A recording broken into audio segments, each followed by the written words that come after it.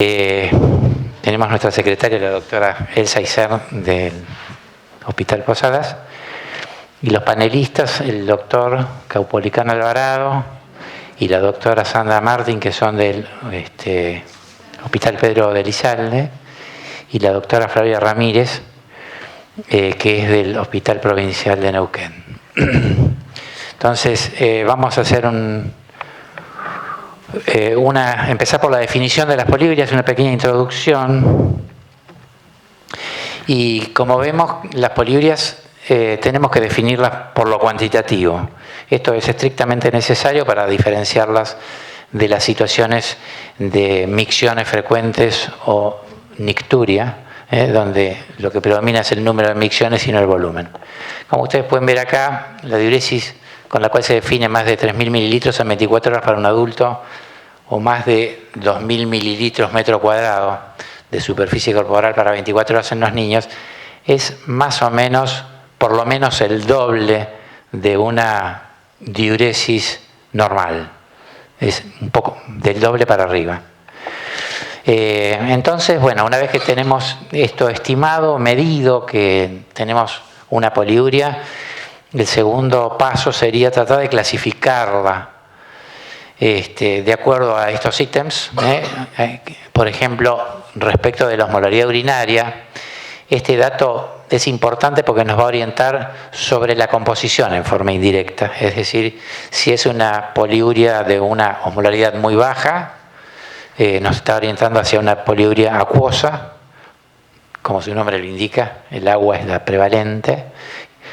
O si la osmolaridad urinaria es más alta, es decir, es isotónica o mayor entre 250 y 300 milimoles por kilo de agua, está sugiriendo que se trata de una poliuria que tiene una composición y que tiene solutos allí, y que tendremos que ver de qué tipo de solutos se trata para rotularla como osmótica o como salina. Y el tercer paso sería poder calificarla desde lo apropiado o inapropiado, es decir, si el paciente se está desprendiendo de algo que se le dio en exceso o que él se proveyó en exceso, como puede ser una polidipsia psicógena o el aporte exagerado de soluciones que ha generado una poliuria. En este caso sería una diuresis inapropiada, o una diuresis apropiada.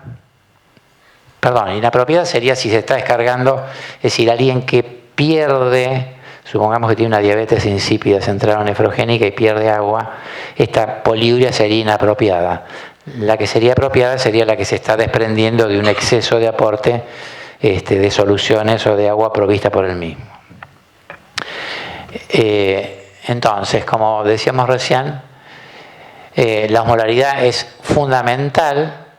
Menos de 250 milimoles estaríamos pensando en poliuria acuosa, y esta sería apropiada si hay una polidipsia primaria, o sería inapropiada si hay algún tipo de diabetes. Es decir, apropiada por ingesta oral, por polidipsia o por infusión de soluciones. E inapropiada si hay algún tipo de diabetes central o nefrogénica. Y respecto de la diuresis por solutos, más de 300 milimoles por kilo de agua, ahí también tendríamos que sería apropiada si se está desprendiendo de una infusión salina o se trata de una diuresis posobstructiva donde el paciente se está desprendiendo de una retención generada por obstrucción, de una poliuria inapropiada donde la diuresis por solutos tiene que ver con hiperglucemia, con una dieta hiperproteica o hipercatabolismo, o se trata de una nefropatía de pérdida de sal.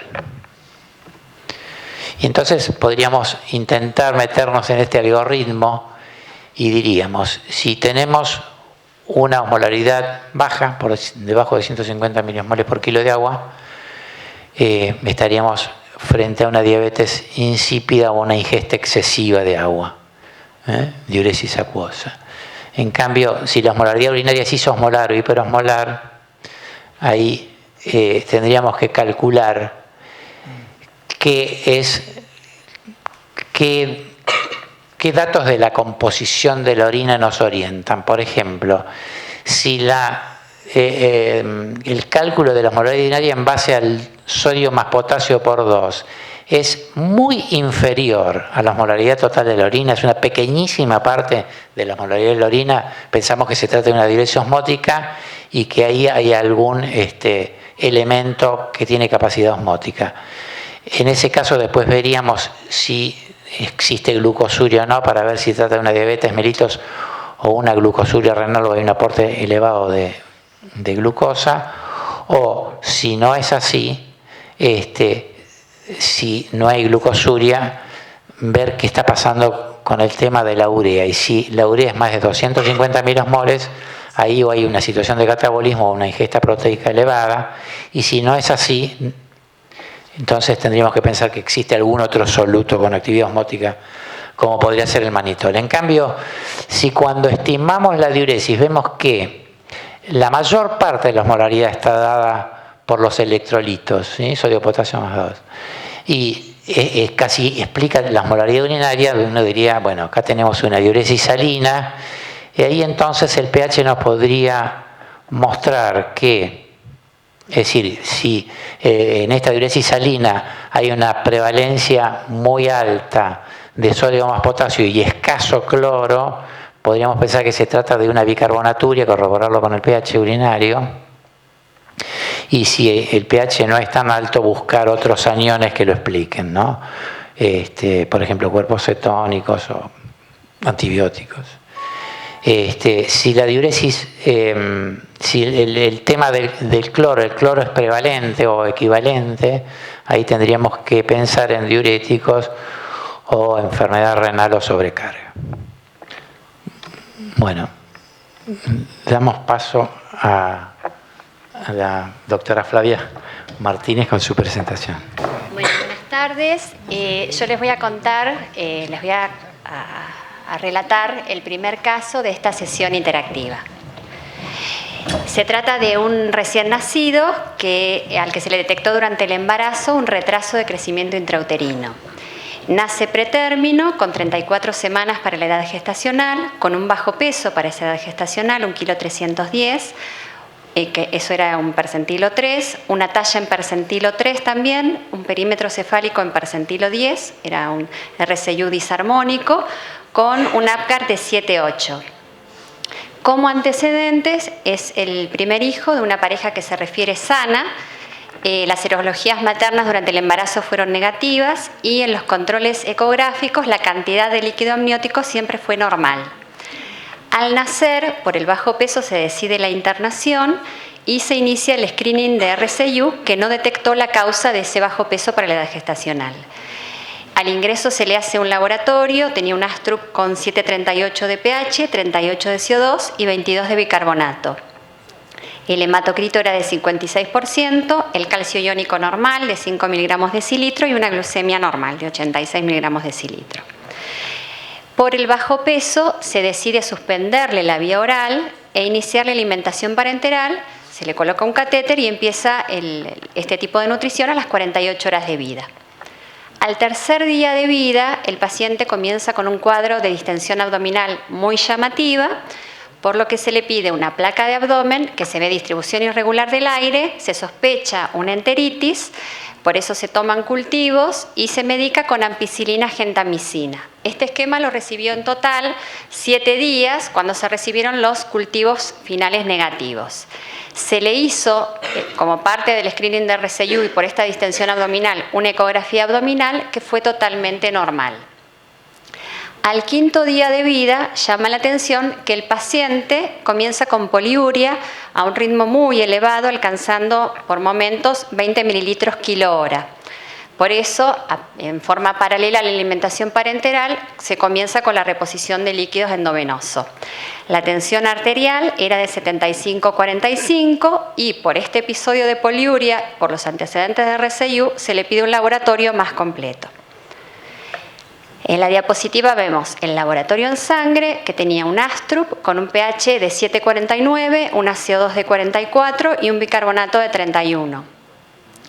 El ionograma tenía un sodio de 140 miliequivalentes por litro, un potasio de 2,3 y un cloro de 93. La creatinina era de 0,5 miligramos decilitro, la urea normal de 25 miligramos decilitro, la glucemia de 88 miligramos decilitro y la osmolaridad por fórmula fue de 293 miliosmoles por kilo. En forma concomitante se toma una muestra aislada de orina en la que el pH era de 6,5. En el ionograma urinario tenía un sodio de 84 miliequivalentes por litro, un potasio de 40, un cloro de 79 y se le calculan las excreciones fraccionales de sodio y potasio. La de sodio era de 4,9% y la de potasio de 89%. Se le hizo una creatininuria para calcular la excreción fraccional, el UP del soluto sobre el UP de la creatinina por 100, entonces necesitábamos la creatininuria. Una urea urinaria para calcular la osmolaridad, la glucosuria fue negativa y la osmolaridad por fórmula nos dio 278 miliosmoles por kilo. Entonces, ante este paciente con esta clínica, con estos antecedentes, con el cuadro de poliuria y con este laboratorio alterado, la primera pregunta que nos hicimos era cómo interpretar el estado ácido-base, que es lo que les vamos a preguntar. El pH 7,49, la CO2 de 44 y el bicarbonato de 31. Se trata de una alcalosis respiratoria compensada, una alcalosis respiratoria no compensada, una alcalosis metabólica compensada, una alcalosis metabólica no compensada o bien no puede interpretarse por no contar con coherencia interna. Les damos unos segunditos para que opinen.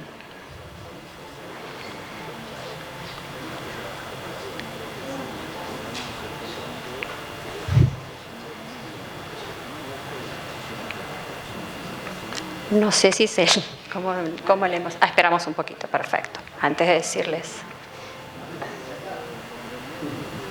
Bueno, la opción que dieron por válida, la mayoría, el 60%, es la opción 3.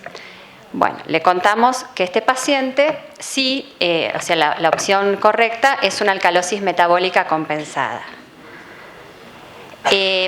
Brevemente, les contamos que este ASTRUP, en primer lugar, lo que corresponde siempre ante un ASTRUP con alteración es ver si realmente cuenta o no con coherencia interna. Ustedes saben que el aparato de gases, el sensor, nos toma el valor del pH y la CO2, y el bicarbonato se calcula en base a la fórmula de Henderson y Hasselbalch, ¿tá? Esa fórmula modificada, la fórmula simplificada nos da que la concentración de hidrogeniones es igual a 24 por el cociente de la CO2 sobre el bicarbonato. En este caso la CO2 era de 44, el bicarbonato de 31, ese cociente nos dio 1,4.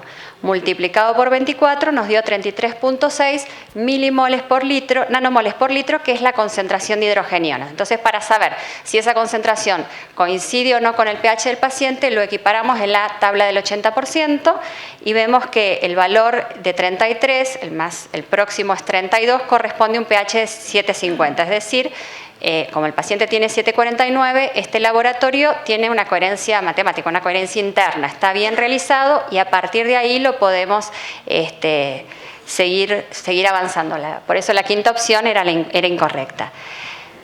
Por otro lado, en este ASTRUP vemos que tiene 7,49 de pH, una alcalemia, 44 de CO2 y 31 de bicarbonato. El trastorno primario en este caso es una alcalosis metabólica, por eso la opción correcta es la 3 y el mecanismo compensador es la hipoventilación alveolar, por eso va a subir la CO2 y el cálculo es que por cada miliequivalente por litro de bicarbonato encima de 24, que en este caso son 7, de 24 a 31 son 7, multiplicados por 0,7 nos da un aumento de 4,9 de la CO2.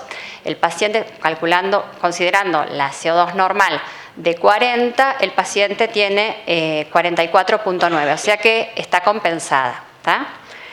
Entonces, ya sabiendo que se trata de una alcalosis metabólica compensada, nos hicimos una segunda pregunta en base al ionograma plasmático y al ionograma urinario. Se trata de una alcalosis metabólica cloro o también llamada salino sensible con hipocloremia. Es una alcalosis metabólica clorosensible con eliminación urinaria de potasio normal. Es clororesistente con normocloremia. Es clororesistente con eliminación urinaria de potasio elevada. O es clororesistente con natriuria disminuida. Les damos unos segunditos para que opinen. Ah, ya pueden votar. Ah, tienen tiempo de perfecto.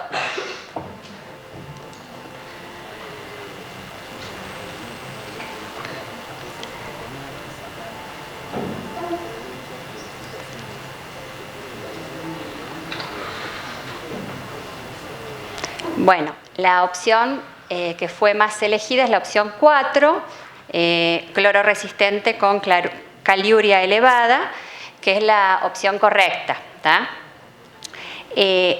Vamos a ver por qué. Si analizamos el ionograma plasmático, el sodio está dentro del rango de 135 a 145, normal. El potasio está por debajo de 2.3, está disminuido.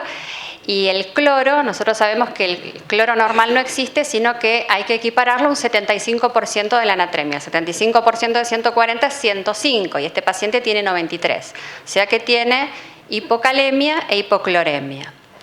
En orina, si uno lo mira así a ojo, este ionograma urinario da la sensación que está perdiendo mucho de todo, pero para ser más exactos y poder saber si realmente está perdiendo mucho de todo, le calculamos la excreción fraccional de sodio, que dio muy elevada, 4.9. Lo normal es que nosotros de todo lo que filtramos de sodio eliminemos menos del 1%, y este paciente elimina muchísimo más. Y la excreción fraccional de potasio nos dio un 89%, que para un recién nacido aproximadamente el valor normal es 25 más menos 7 y pierde 89%, o sea que está perdiendo potasio en orina. Después miramos el cloro, que es importante siempre la alcalosis metabólica como para definir si es cloro sensible o cloro resistente a partir de un punto de corte que es entre 20 y 25, según los autores. Si la pérdida de cloro es menos de 20, significa que la pérdida es extrarrenal y que con la reposición de cloruro de sodio se va a revertir este trastorno. Pero en cambio, cuando la pérdida es muy elevada, ya hablamos de una alcalosis salino resistente o cloro resistente. Entonces, surgieron nuevas sospechas en este paciente y se le repite un nuevo laboratorio, que es el que está en la diapositiva. Tiene una creatinina de 0,5 en sangre, 0,5 miligramos decilitro, una calcemia de 10,5 miligramos decilitro, una magnesemia de 2,3 miligramos decilitro.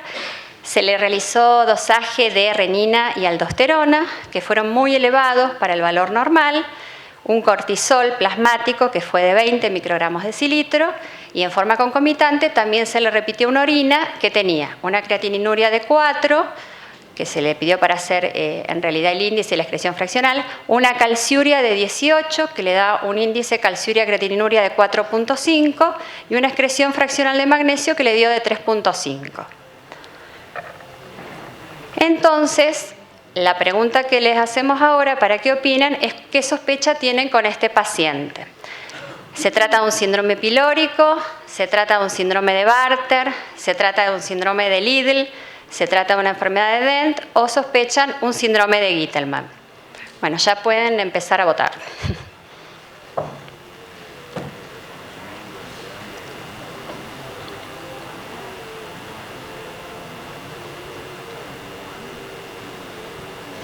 A ver el boca de urna que no aparece. Un tiempito, bueno. Bueno. La opción elegida por la mayoría fue un síndrome de Bartter, que es la que sospechamos. El síndrome pilórico lo descartamos porque si bien tiene alcalosis metabólica hipoclorémica, es salino sensible, y por otro lado este paciente no tenía ni clínica ni ecografía de un síndrome pilórico. El síndrome de Lidl también lo descartamos porque es un cuadro que tiene dosajes de renina y de aldosterona bajos, es un cuadro con severa hipertensión, que ayer, el miércoles, la doctora Lidia Gessi, cuando habló de hipertensión monogénica, habló bastante de este síndrome, que es por un exceso de actividad del canal transepitelial de sodio, se reabsorbe excesivamente sodio y agua, eso genera hipervolemia e hipertensión.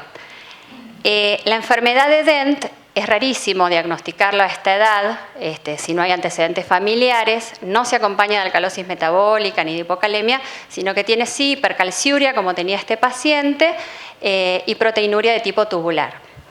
La que por ahí puede dar más dudas es el síndrome de Gitelman, que se acompaña de hipomagnesemia e hipermagnesiuria, que el síndrome de Bartter también puede tenerla, pero la diferencia es que el síndrome de Bartter siempre tiene hipercalciuria y el Gitelman tiene hipocalciuria.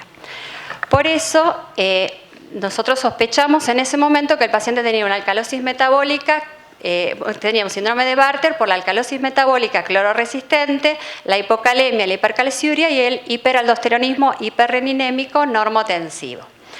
Este paciente quedó internado durante un mes. Inicialmente tenía un altísimo requerimiento de cloruro de potasio endovenoso con correcciones, se fue disminuyendo progresivamente la alimentación parenteral, se fue mejorando su alimentación por vía oral. Al mes de alta se fue con alimentación con pecho exclusivo, con muy buen progreso de peso y muy bajo requerimiento de cloruro de potasio. Llamó la atención eso, que un paciente que tenía altísimos requerimientos pasa a tener bajos requerimientos, y otra cosa es que el síndrome de Bartter, si uno lo encuadra por la edad de este paciente, uno sospecharía una forma antenatal que la mayoría de las veces se acompañan de poliuria ya intraútero, entonces tienen polidramnios. Y por otro lado, este paciente empezó con la poliuria al 5º día de vida y tiene un medio interno del día que nace normal. En realidad llamaba bastante la atención. Se fue haciendo el seguimiento de este paciente en un consultorio y tuve que ir bajándole progresivamente el aporte de cloruro de potasio porque iba teniendo laboratorios demasiado normales. Les muestro en la diapositiva la evolución a los 2 meses, que se correlaciona con la actual, que tiene 4 meses el paciente. Fíjense que en el Astrup el pH sin cloruro de potasio, ya estaba libre de cloruro de potasio, 7,38 de pH, 35 de CO2, 20 de bicarbonato, un ionograma normal, una calcemia normal, creatinina 0,46, una urea normal. En orina, el pH urinario de 6, y fíjense que el ionograma urinario no tiene excesiva pérdida ni de sodio, ni de potasio, ni de cloro. La calciuria 0,33, que es totalmente normal para un recién nacido, y la urea y la creatinina se les pidieron para osmolaridad y para calcularle la excreción fraccional. En realidad, este paciente llamó mucho la atención y bueno, hubo que estar leyendo y pensando a ver qué era lo que le estaba pasando. Y se había pedido inicialmente los primeros días el estudio genético, que está pendiente, todavía no lo tenemos, que siempre es importante hacerlo porque muchos chicos que impresionan en el periodo neonatal un síndrome de Bartter pueden ser un Gitelman, ¿está?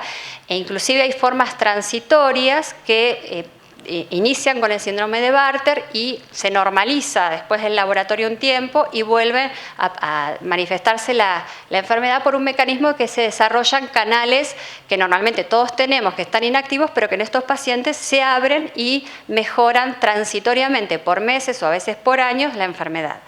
La sospecha es que este paciente lo que tuvo fue un síndrome de Bartter-like o Bartter-símil secundario a aminoglucósidos, ¿está? Dentro de todos los daños que producen los aminoglucósidos, este chico había recibido 7 días cuando tuvo la sospecha de la enteritis. Actúan como nefrotoxinas a nivel tubular, pueden producir cuadros simil-Bartter, simil-Gitelman o simil-Fanconi, y los mecanismos propuestos son los mismos que producen las mutaciones de los genes de la enfermedad del síndrome de Bartter, ¿está?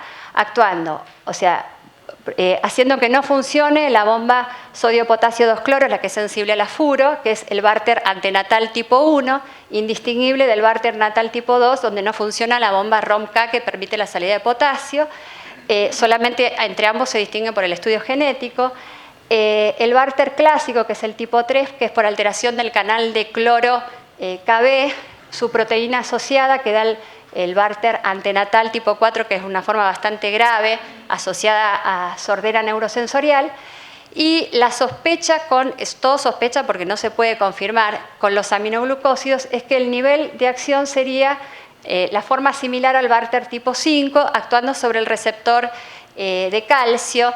Estos receptores son sensibles a cationes di o polivalentes o trivalentes, polivalentes, y los aminoglucósidos tienen una superficie catiónica. Entonces, aparentemente, se uniría el aminoglucósido al receptor, lo hiperactiva, y la hiperactividad del receptor genera dos cosas. Por un lado, disminución del AMP cíclico y por otro lado, aumento del ácido araquidónico. Estos dos sucesos intracelulares bloquearían estos canales y producirían la enfermedad de Bartter. La característica de esta enfermedad, de este síndrome, pues no es una enfermedad, es que remite a las 6 semanas de suspendida la droga, que fue con lo que pasó con este paciente.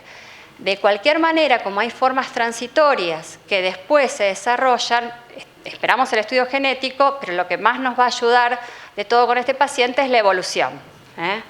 Así que, bueno, ahí terminamos.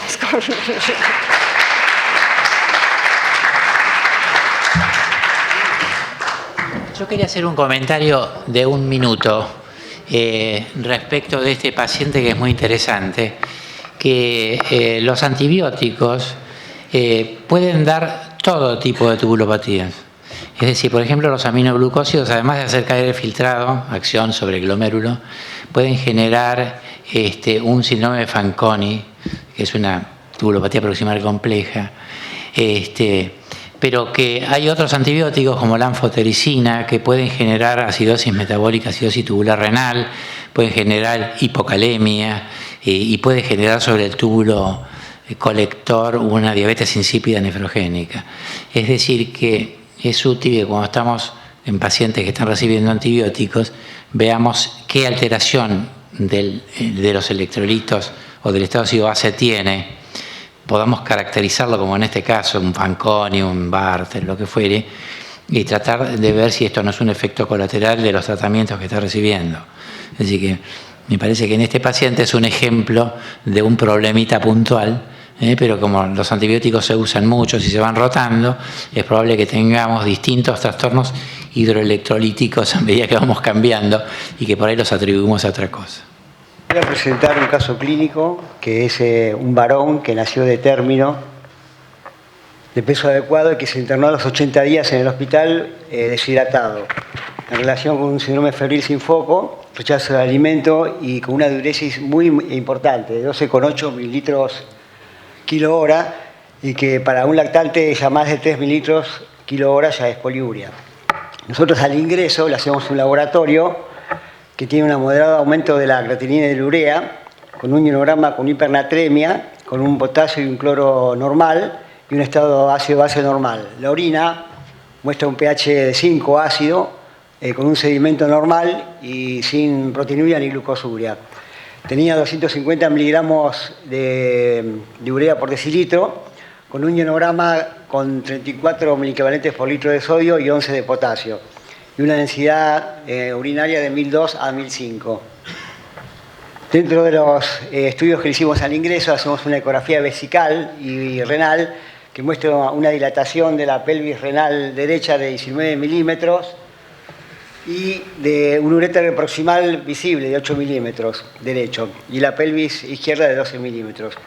Repetimos la ecografía después de la micción y desaparece la dilatación. Bueno, nosotros con estos datos que tenemos hasta ahora, ¿cómo clasificaríamos la poliuria? Una poliuria acuosa, una poliuria salina, osmótica por glucosa, osmótica por urea o por exceso de soluciones hipotónicas. Pueden votar. Se apagó. Se apagó. Bueno, no voten si no quieren.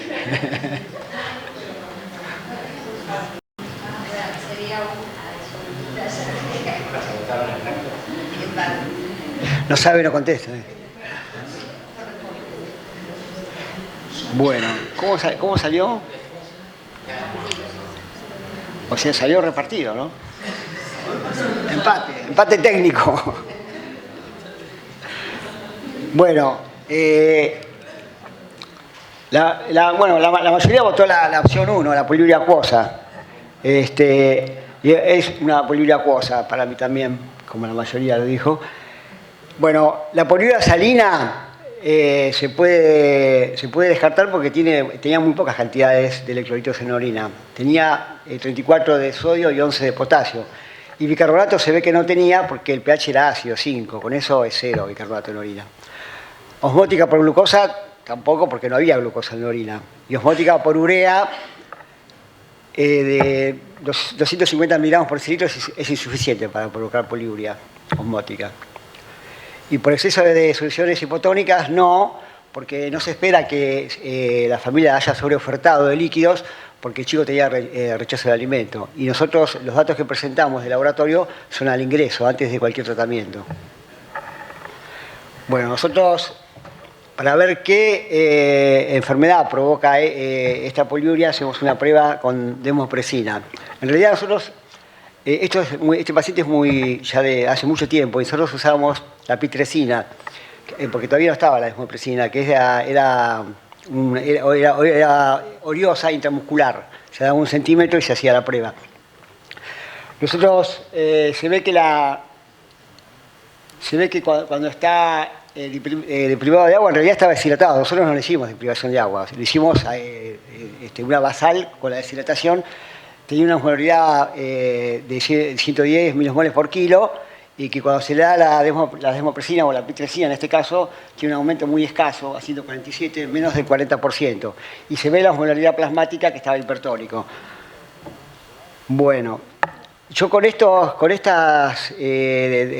datos de osmolaridad quisiera volver un poco para atrás y volver a la clasificación de la poliuria, porque en este caso que presentamos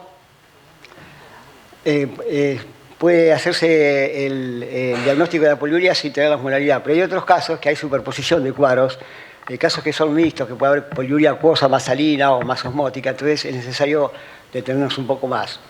Entonces, como vemos acá, la poliuria osmótica por urea tiene que tener más de 1500 miligramos por decilitro para provocarla. Y la osmótica por glucosa, la glucosa, tiene que representar la mitad de la osmolaridad urinaria para que sea por glucosa. Cuando hacemos el clearance osmolar, si el clearance osmolar es 3 mililitros por minuto, indica poliuria osmótica.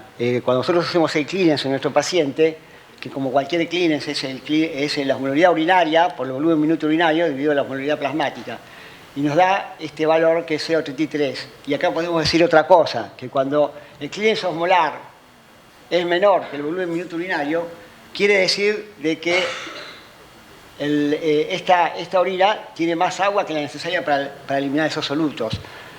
Entonces lo que quiere decir es que el riñón le está agregando agua al plasma. O sea que esto es un índice de poliuria acuosa también, ¿no?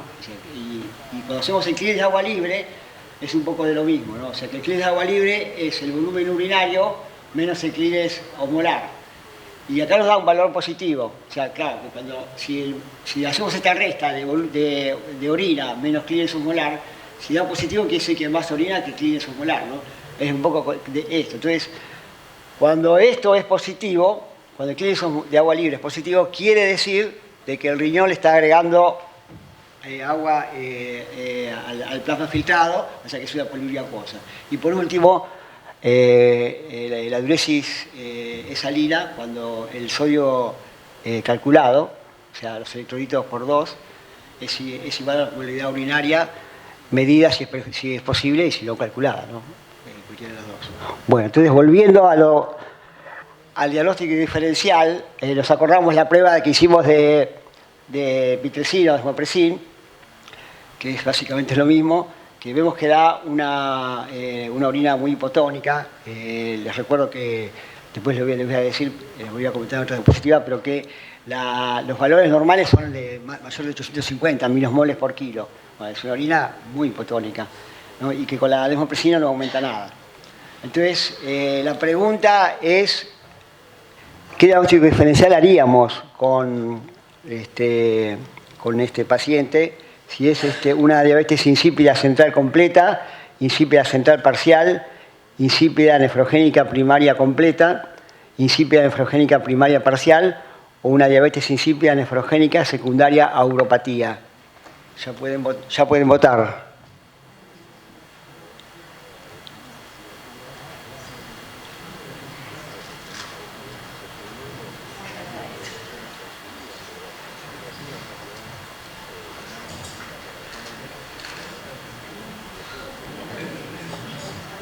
Entonces, dio la tercera, ¿no?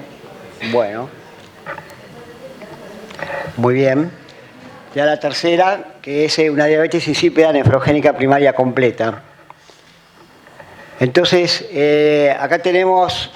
Nosotros teníamos un poco la suerte, por decirlo, no sé si es la palabra, que teníamos un osmómetro de presión, un Westcor, ahí en nefrología, siempre lo tuvimos. Ahora no anda, pero lo tenemos todavía.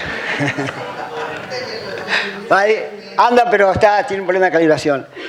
Entonces nos llegaban muestras de todo el hospital e incluso de otros hospitales. Entonces pudimos reunir osmolaridades en un montón de enfermedades que nos va a servir para compararlas con la enfermedad esta que tiene este paciente. Entonces, nosotros vemos que en el paciente este, que es una diabetes insípida nefrogénica completa, el que presentamos, tiene esta osmolaridad basal, y cuando se da la pitresina, la pitresina, no aumenta nada casi, menos del 40%, ¿no? Entonces, esto quiere decir de que hormona antidiurética había. Lo que está fallando es el órgano donde tiene que actuar, o sea, el efector. Entonces, por eso se puede hacer el diagnóstico. Distinto es con la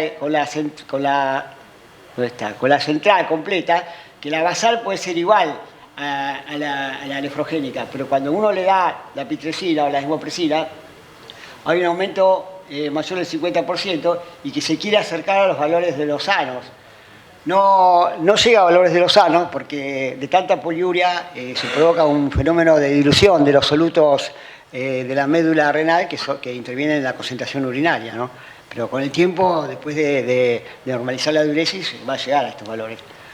Después quería comentarles las parciales, que esas son difíciles, más difíciles de diagnosticar, porque las completas es fácil diagnosticarlo haciendo la desmopresina, pero las parciales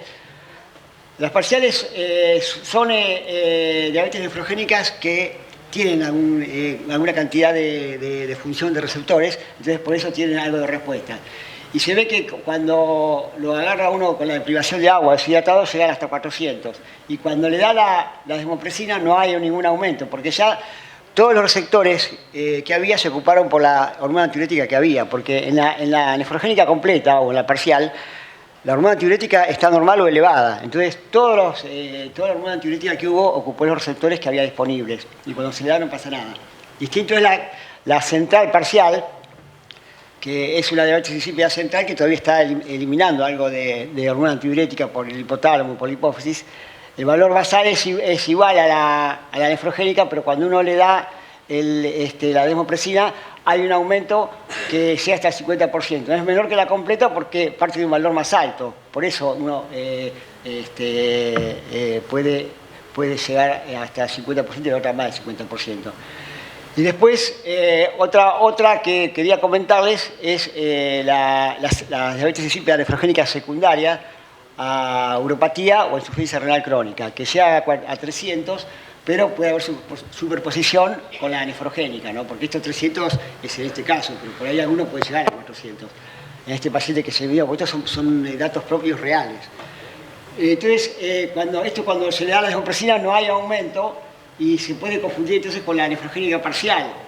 Pero lo que diferencia en este caso es la historia clínica, porque la insuficiencia renal crónica va a tener la uremia y la creatinina sostenidamente elevada, y la uropatía va a tener las imágenes de dilatación. En el caso de la parcial no hay dilatación de la vía urinaria, pero sí en la nefrogénica completa puede haber dilatación. Incluso en este paciente que tuvo dilatación fugaz, pero puede haber dilatación permanente, con megavejiga y megauréter. De tanta poliuria dilata la vía urinaria. Y después la apotomanía, de que se puede haber superposición con la parcial, con la nefrogénica parcial, pues tampoco aumenta con la desmopresina, pero lo va a diferenciar en que va a tener un sodio urinario y una osmolaridad urinaria baja de tanta agua que toman, ¿no?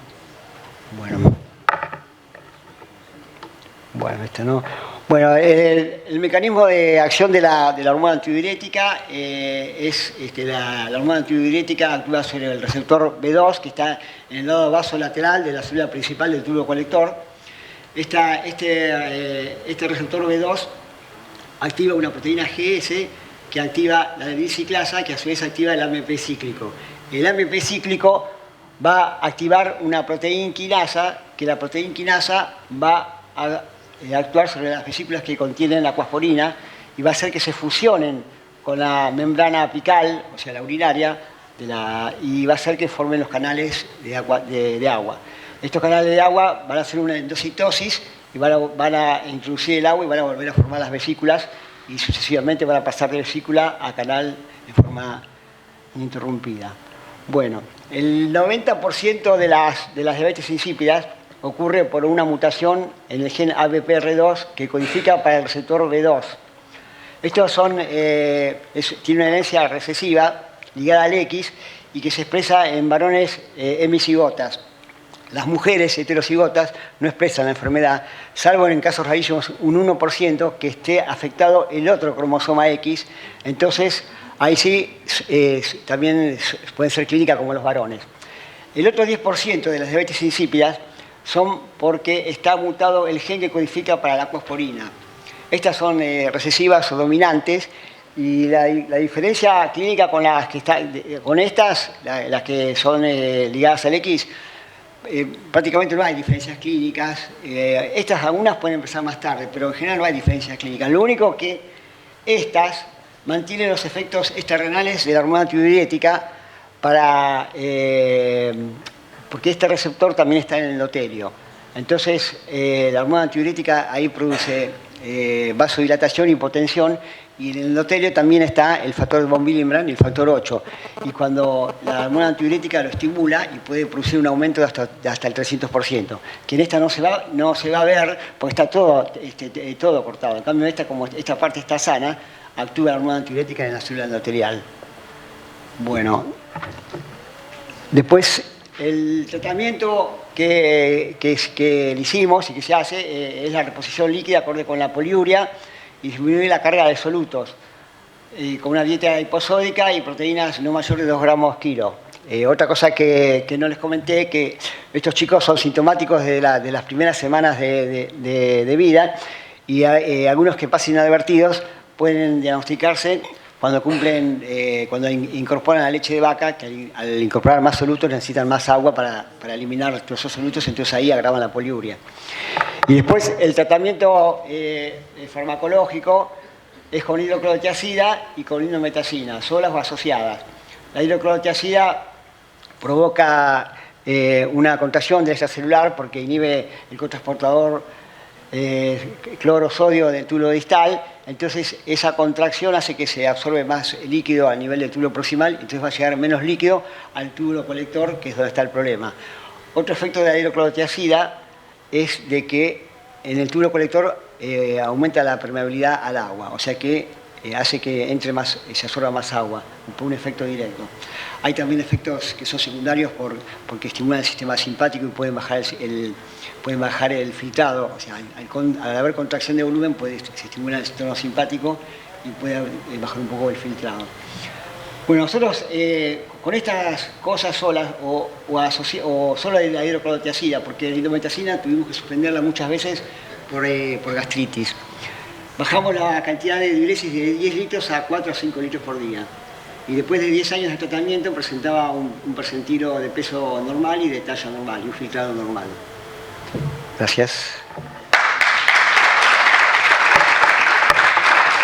Sobre este paciente, hay un dato que es muy interesante para distinguir una diabetes insípida nefrogénica o central de lo que puede ser un dipsómano, que es los valores del sodio plasmático. Es decir, en los pacientes dipsómanos generalmente nos encontramos con sodios por debajo de 140, 137, 138. En cambio, estos pacientes, como corren al problema de atrás, porque es una poliuria inapropiada, digamos, tienen por arriba de 142, 143. Es decir, que mirar el sodio plasmático puede ayudar para saber si la diuresis acuosa es adecuada, digamos que hay dipsomanía, primero se diluye y después la orina, o es inadecuada, primero la pierde y después toma, ¿no? Bueno, buenas tardes. Quedé postre del Congreso, así que espero que haya alguien despierto como para poder contestar. Voy a presentar otro caso clínico. Es un paciente de sexo masculino de 9 meses de edad que consulta a su pediatra de cabecera por mal progreso de peso y poliuria. La pediatra solicita una orina que tiene una densidad de 1015, un pH de 5,5, proteinuria y glucosuria 3 cruces y un sedimento normal. Bueno, con esos resultados lo manda al servicio de nefrología. No tenía antecedentes familiares significativos, como antecedentes neonatales era una gesta 5 para 4, aborto 1, pero era el único hijo de la pareja actual de esta mujer. El embarazo había sido normal, había tenido un parto distóxico con un Apgar bajo, nació de 40 semanas con un peso adecuado para la gestacional. El bebé estaba hipotónico, hiporreactivo y se había constatado una parálisis braquial izquierda que se asumió secundario a su parto distóxico. Lo interpretaron como una probable sepsis, se policultivó y se medicó por 72 horas con ampicilina gentamicina. Todos los cultivos fueron negativos. En ese momento se había realizado una ecografía cerebral y abdominal que fueron normales y las pruebas de pesquisas neonatales también fueron normales. Al examen físico se encontraba con un peso y una talla en -3 desvíos estándar, se encontraba normohidratado, era llamativa la hipotonía generalizada que tenía el paciente, que no le permitía el sostén cefálico, sin embargo se lo notaba reactivo, vigil, conectado, y persistía su parálisis braquial izquierda. Llamaba la atención el ensanchamiento de metáfisis en ambas muñecas y rodillas. Le hicimos una placa de huesos largos donde se evidencia una osteopenia marcada, una metáfisis aumentada, ¿sí? Y un deflecamiento de las epífisis. Ya empieza a evidenciarse una curvatura en genus varum incipiente. Bueno, con lo poco que tenemos hasta acá, ¿qué sector del nefrón considera afectado más probablemente? El glomérulo, el túbulo proximal, el asa de Henle, el túbulo distal o el túbulo colector. Ya pueden votar.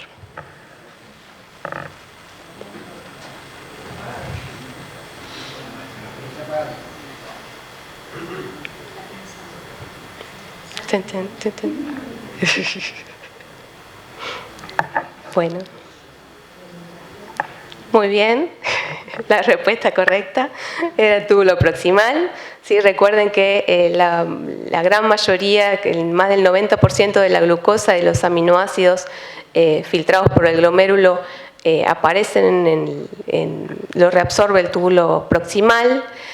Así que uno lo que tendería a pensar con este paciente es una afectación proximal. En el transcurso del caso vamos a ir descartando las otras opciones. Solicitamos un laboratorio en plasma inicial donde se ve una función renal normal, un pH de 730 con un bicarbonato de 12, un ionograma con un sodio de 144, un potasio de 3,4 y un cloro de 119, una glucemia normal, o sea que esa glucosuria no era por hiperglucemia, un calcio 9,2, un fósforo de 2,4, una fosfatasa alcalina de 1250 muy elevada, un ácido úrico de 1,8, una PTH normal y una vitamina D2 ligeramente disminuida, pero que no justifica un cuadro clínico tan florido. Realizamos hemograma, hepatograma, proteinograma, inmunoglobulinas, amonio, ácido láctico, hormonas tiroides, que fue todo normal. Bueno, el paciente, como vimos, tiene una acidosis metabólica, pero ¿con qué se acompaña? 1. Anión restante elevado, hipofosfatemia. 2. Anión restante normal, hipocalemia. 3. Hipercloremia, hipofosfatemia, hipoglucemia e hipocalemia. 4. Anión restante normal, hipocalemia, hipofosfatemia e hipercalcemia. Y 5. Normocloremia, normocalemia, hipofosfatemia. Ya pueden votar. Abajo está el cuadrito resumiendo los datos que pueden utilizar.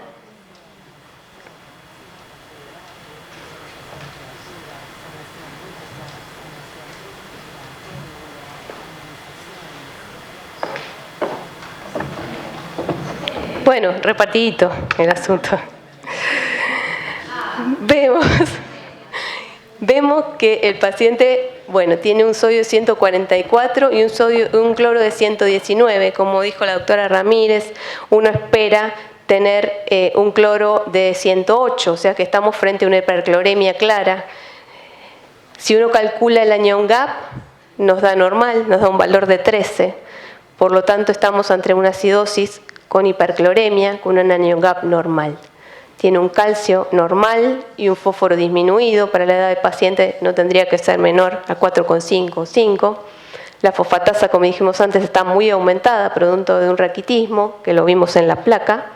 Y el ácido úrico está disminuido, tiene un valor de 1,8 y uno esperaría por lo menos un valor de 3.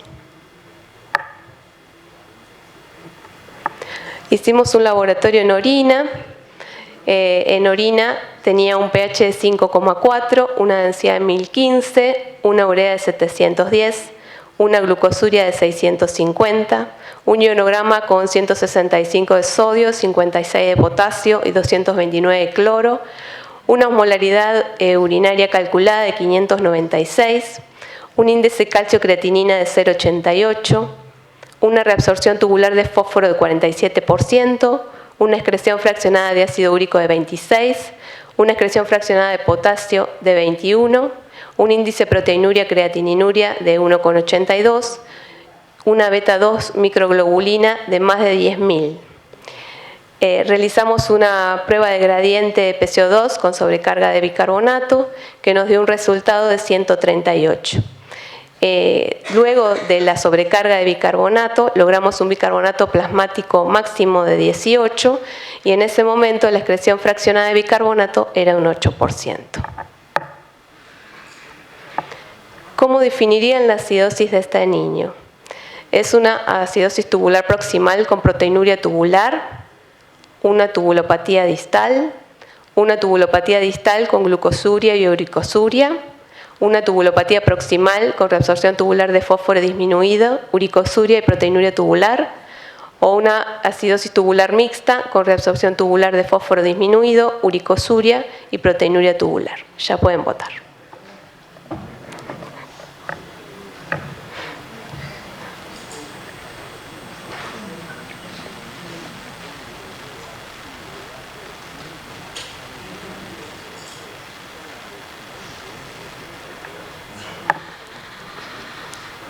Muy bien, la opción correcta es la 4.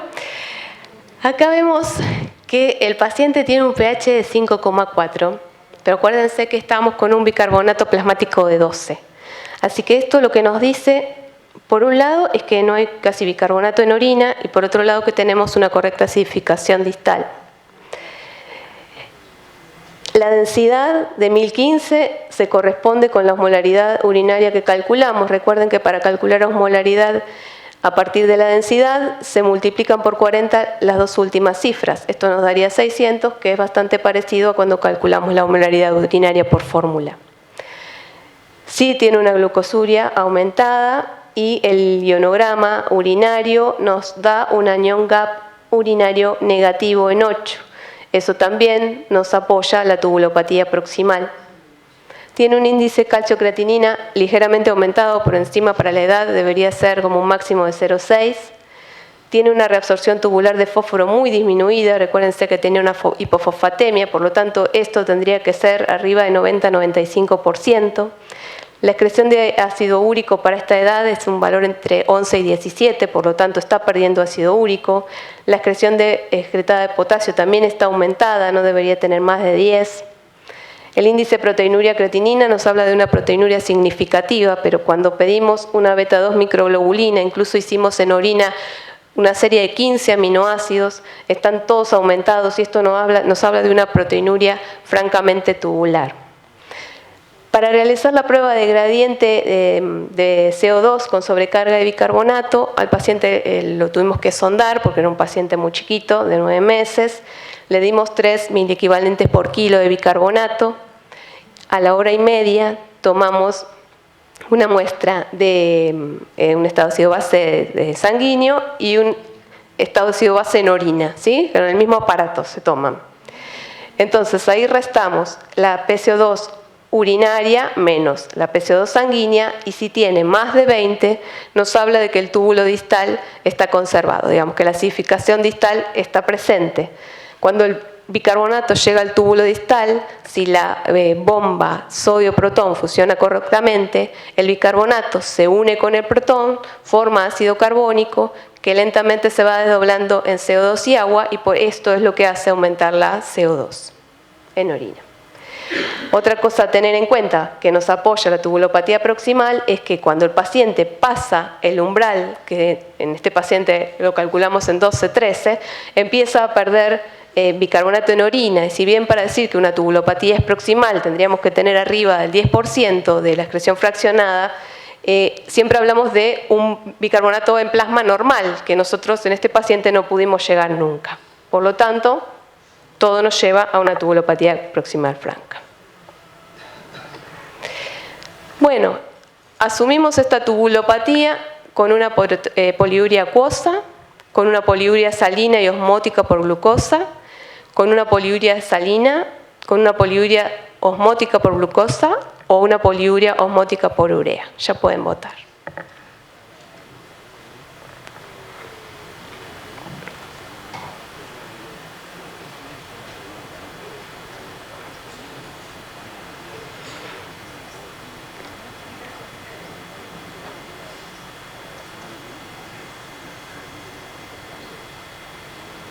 Bueno, muy bien por la mayoría. Bueno, esto ya lo comentaron el doctor Vázquez y el doctor Alvarado, así que no voy a ahondar mucho más en el tema. Con una densidad urinaria tan alta descartamos de pleno la poliuria acuosa.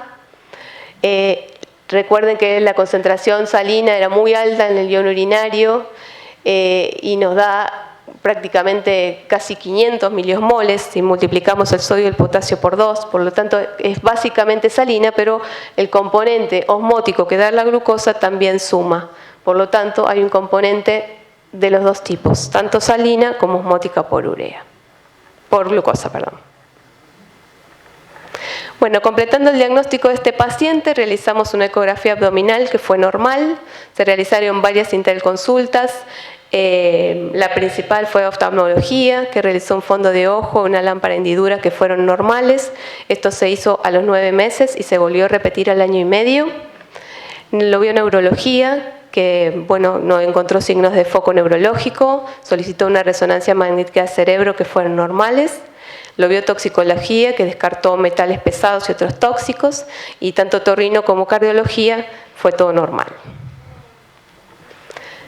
¿Cuál es su diagnóstico más probable con lo que vimos hasta acá? Una cistinosis, síndrome de Lowe, síndrome de Fanconi primario, galactosemia, mitocondriopatía. Ya pueden votar.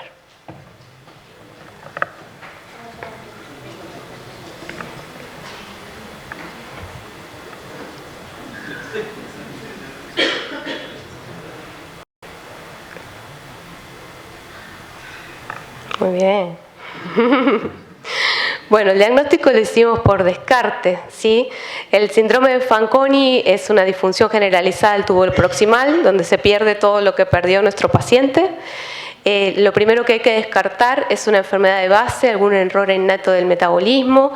La causa más frecuente dentro de lo infrecuente que es esto es la cistinosis, por eso tanta perseverancia buscando cristales de cistina en la lámpara hendidura que no los encontramos. No es un síndrome de Lowe, el paciente no tiene cataratas, no tiene retraso mental, toda la hipotonía fue secundaria al raquitismo severo que tenía, el dolor óseo y a la acidosis metabólica severa. No tiene tampoco facies peculiares.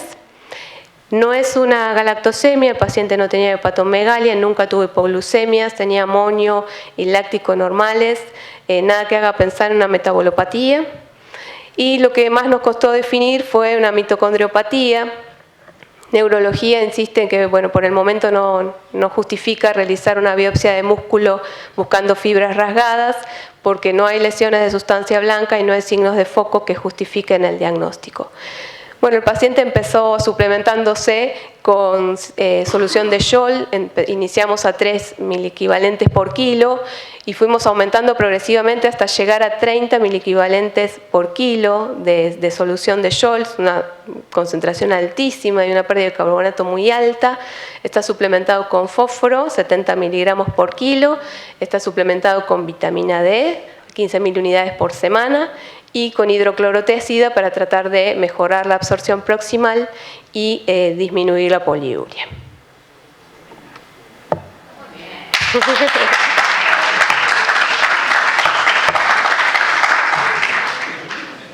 Quería hacer un comentario porque la parte más intrincada de este paciente es por qué es primario.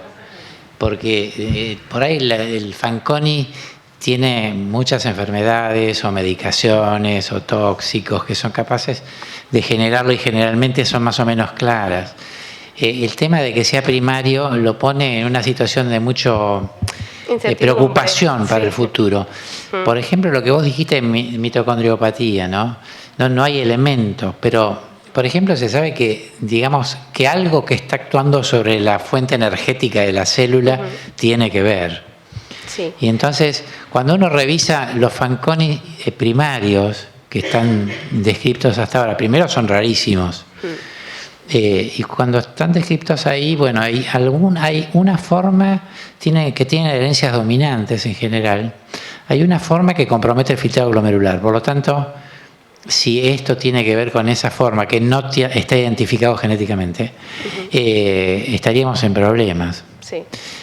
Que no tenga antecedentes familiares puede ser una mutación reciente, entonces no lo excluye que sea muchos son esporádicos. Alguna forma dominante. Sí. Incluso, bueno, hace muchos años estuvimos con Marta, ya cuando era residente de Garrahan, hace mucho, una tubulopatía proximal, que era de Misiones, ¿te acordás? Tubulopatía proximal, síndrome de Fanconi. Un día viene a control con una sonda nasogástrica y un ojo estrábico y dijimos, ¡upa! ¿Qué pasó con esta paciente que tenía 2 años en ese momento? Habían pasado 6 meses más o menos del diagnóstico y terminó siendo una enfermedad mitocondrial. Claro. Y sin embargo debutó como un síndrome de Fanconi inicialmente. Claro. No, pero... Disfonía, sí, disfagia, por eso... No, sí. Sí. No, pero no me refería a citopatía mitocondrial, sino que buscando causas de Fanconi primario, además de esa que no está identificada la genética y que pierde filtrado, que espero que no sea esta, las otras tienen el filtrado conservado.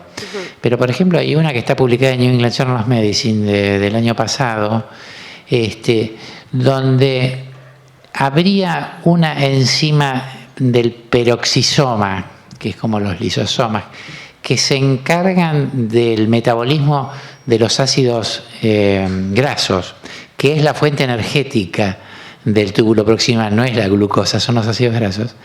Y esta enzima está mal colocada y en vez de estar en el peroxisoma, está sobre las mitocondrias y las inhibe.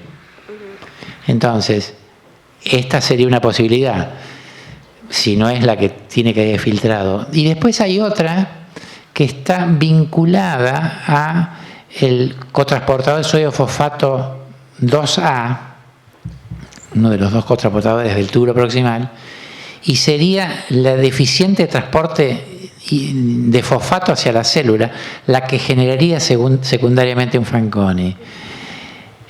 Así que digamos que lo más simple es hacer el diagnóstico de Fanconi. Ahora, ¿qué va a pasar con este paciente en el futuro?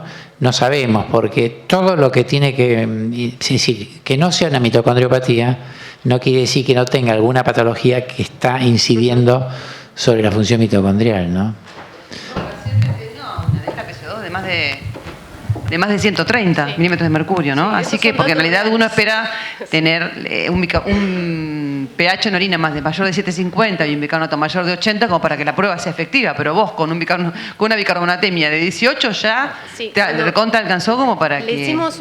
Lo hicimos basal, antes de darle el aporte de bicarbonato tomamos una muestra de orina cuando le colocamos la sonda y ya tenía una alta CO2 mayor de 20. Qué bárbaro. Antes de darle el aporte de bicarbonato. Digamos, lo que ahí quedó bien evidenciado es la excreción fraccionada de bicarbonato elevada, porque ese pH tan bajo, uno no sabía. Tenía su propia bicarbonaturia para hacer la prueba. Claro. No, y otro comentario que quería hacer, que me pareció súper interesante, el caso que presentó Flavia, porque en realidad nosotros creo que lo tenemos que buscar más frecuentemente, sobre todo en los recién nacidos que tienen madurez glomerular que termina de formarse hasta las 40 semanas, como bien se dijo ayer, estos casos de Bartter-like, que por ahí uno los tendría que sospechar y buscar más frecuentemente. No, y otra cosa que quería comentar, que para la gente por ahí que no tiene acceso a creatinina urinaria y hacer las excreciones fraccionales, que simplemente en el paciente de Flavia, que tenía un potasio urinario de 40, cuando tenía un potasio plasmático de 2, simplemente con el UP de potasio, si el UP de potasio es mayor de 3, en hipocalemia 3, 4, 5, ya francamente el paciente tiene pérdida renal de potasio, ¿no? Sí. Para que no le pueda hacer demasiadas cuentas como la excreción fraccional y el DTKG. Me parece que... Hablando del Bartter-like, si algo no tiene este paciente es hipocalcemia, que uno le hubiera gustado que lo tuviera como marcador de que está el aminoglucósido regulando el receptor sensor de calcio.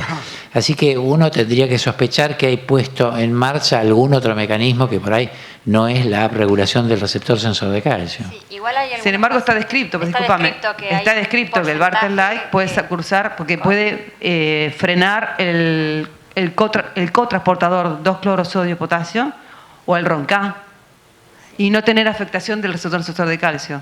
No, pero inclusive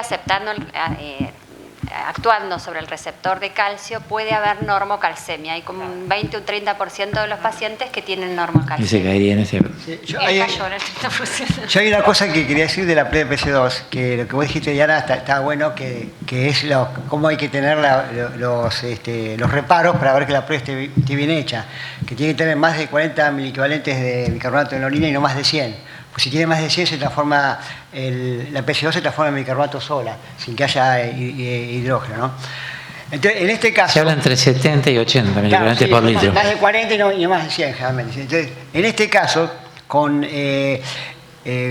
si uno no llega a esos valores, en este caso que incluso hay que llevar el bicarbonato en sangre por lo menos a más de 28 o cerca de 30, en este caso con 18 tiene bicarbonatura.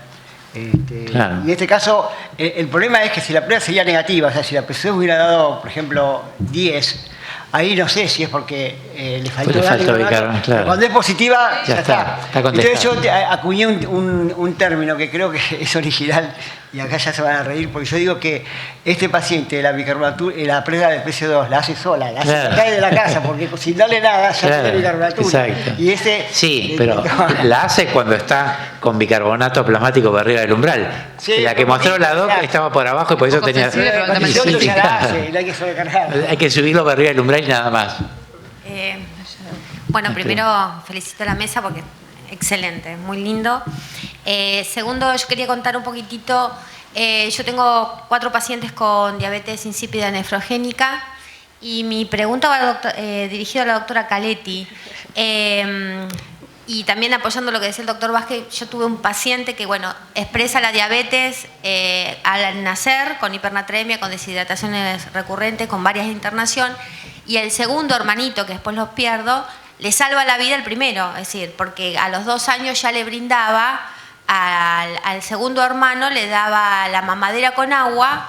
Entonces hizo que apareciera a los 3 años con esta hipernatremia y bueno, y otra vez ratificándolo, que también padecía de diabetes insípida. La pregunta es la siguiente: con el tratamiento, y a usted doctor también, con el tratamiento de la indometacina y con el Moduretic, usted se pudo descender la diuresis más o menos un 50%, de 10 litros pasó a 4. El problema es con respecto al crecimiento y el desarrollo de estos chicos. ¿Pueden llegar a tener un crecimiento y desarrollo normal? Y en este caso lo tuvo. Nosotros incluso la indometacina tuvimos que suspenderla porque los síntomas gástricos eran importantísimos. Y solo con la hidroclorotiazida pudimos bajar, no notamos gran diferencia en asociando los dos o uno solo. Generalmente en la literatura dice que con los dos se logra más efecto, pero nosotros con solo la hidroclorotiazida logramos disminuir a la mitad. Sí, además el tema de la indometacina, lo que decíamos el otro día, ¿no? Que tiene acción antiprostaglandina, y esto es muy importante en situaciones donde se estimula el sistema renina-angiotensina. Estos pacientes que están sometidos a pérdida de agua permanente pueden pasar por situaciones de deshidratación por esta pérdida de agua. Ahí disminuye el volumen efectivo, estimula el RAS y no tener el sistema de prostaglandina controlando la vasoconstricción del RAS. Así que tiene, además del riesgo alejado de la nefritis intersticial, el riesgo de estar bloqueando la contrarregulación de la vasoconstricción. Te digo, como droga que tiene sus bemoles. Sí, yo creo que los chicos que no crezcan, creo que también tiene que ver que estén mal controlados, que deciden seguir con la polidipsia, entonces de tanta agua que toman no tienen inapetencia y no van a comer. Lo mismo que también el retardo de crecimiento no es porque de la enfermedad, sino que está consecuencia. Y lo mismo que el retardo mental es por la hipernatremia, por las situaciones. No, le preguntaba a la doctora Caletti porque tiene un seguimiento de los pacientes con diabetes insípida y creo que es muy valioso también el aporte de ella. Micrófono.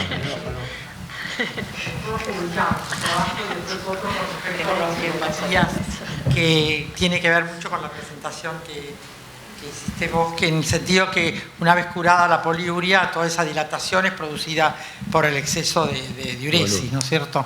Creo que la detección, que a veces si dura mucho tiempo, los trastornos, la poliuria, en los chicos que se detectan muy grandes, a veces tienen trastornos ya estructurales. Pero si son tomados tempranamente y tratados tempranamente, en general andan todos bien. Ahora, con respecto a la medicación, que era la pregunta de la doctora, los pacientes nuestros, nosotros teníamos ya un esquema que empezábamos en todos con indometacina y no le pusimos nunca las dos medicaciones de entrada. Primero indometacina, veíamos la respuesta. En general teníamos respuestas muy buenas, pero lo que tardaba más en controlarse por el potasio, entonces le agregábamos después hidroclorotiazida con ahorrador de potasio. Y bueno, con buena respuesta. Yo quería primero felicitarlos porque la verdad que me pareció súper interesante escucharlos. Y quería hacer un comentario y una pregunta. Con respecto al comentario, en relación a la diabetes insípida, una cosa muy sencilla que a veces cuesta que los pacientes hagan, como escuchamos en la conferencia anterior, es que hagan una dieta normoproteica, porque dar la dieta hiperproteica genera más cargos molar y perpetúa la poliuria. Entonces, a veces uno quiere, a mí me pasa eso con un paciente que tengo una familia de 2 varones y uno es obeso, además de tener diabetes insípida, y orina como 15 litros por día, y no hay ninguna medicación que le pueda dar que le baje la poliuria porque él tiene una ansiedad tan grande y come una carga proteica tan elevada que orina cualquier cantidad. Es ya casi un paciente de 21 años y estoy viendo a qué nefrólogo de adultos lo puedo derivar porque nadie quiere hacerse cargo de estos pacientes cuando crecen. Y la pregunta es... ¿qué parámetro a mí siempre en relación a la prueba de delta PCO2, lo que siempre me preocupa es el tema del potasio, porque uno va a dar una sobrecarga de bicarbonato y a veces en pacientes que están muy hipocalémicos tengo la sensación de que en el afán de querer hacer un diagnóstico preciso de dónde está el daño, uno lo puede poner en riesgo. Entonces, la pregunta es qué parámetro, o si toman algún valor de potasio, o si lo suplementan, o si cuántas horas antes le sacan el suplemento, qué experiencia tienen en ese aspecto. Para hacer la prueba, claro. No, tratamos de tenerlo con, primero, suplementar la hipocalemia y después hacer con seguridad la prueba. O sea, que esté Realmente no lo hacemos el primer día el diagnóstico. No, eso es... suplementándolo y bueno, lo que sí se suspende unas horas antes, 12 o a veces un día antes, el tema del bicarbonato, pero el potasio sí queda suplementado y recibe el suplemento. Yo puedo responderte también. Hace unos años acá con el doctor Ripoll en el hospital teníamos una acidosis tubular renal distal clásica de libro y bueno, justo se internó y aprovechamos que se internaba por otra cosa y se le hicimos. Lo que hicimos fue, usando el artículo de los coreanos del Kidney International, creo que es de 2005, que te da una cantidad de miligramos por hora pasar, no me acuerdo exactamente cuánto era, pero le agregamos potasio. O sea, y así todo se nos fue la hipocalemia. Partimos de una calemia, o sea, ella estaba tomando citrato de potasio, partimos de una calemia normal y así todo, con el aporte de potasio creo que le pusimos 40 miligramos por litro, igual se nos fue la hipocalemia y la prueba fue rápida, que la hicimos en 3 horas, ya estaba... ¿No tiene la sensación de que a veces es riesgoso si no le ponen en el potasio? afán de llegar a un diagnóstico preciso lo pone en riesgo? Porque hay pacientes que levantarle el potasio es más difícil que levantarle el bicarbonato. No, primero hay que tenerlos con calemia normal y ponerles un aporte de bicarbonato y potasio endovenoso en forma paralela. Ahora, este paciente estaba en situación de prueba permanente, porque cuando estaba por arriba del umbral era como si dijera, me estoy haciendo la prueba. Sí, no, nosotros nunca vimos eso de hipocalemia. Ya que hacemos un montón de pruebas, nosotros lo que hacemos, le damos a 3 por kilo, primero con un exceso de base normal. O sea, 3 por kilo sobre exceso de base normal. O sea, que con bicarbonato de 22, ahí a 3 por kilo. Y con eso nunca, siempre lo tenemos con potasio normal porque está suplementado, con fósforo, con potasio. Estás hablando de un aproximado, yo te estoy hablando del caso de la distal. Bueno, una distal que está con potasio, hipocalémico ya de base y con déficit previo de potasio. Pero lo que pasa es que las distales, y cuando uno por ahí lo corrige de la acidosis, por ahí se le va la hipocalemia. No, a veces, no siempre, ¿no? A veces se le va. Sí, pero no lo vimos eso, la hipocalemia. Bueno.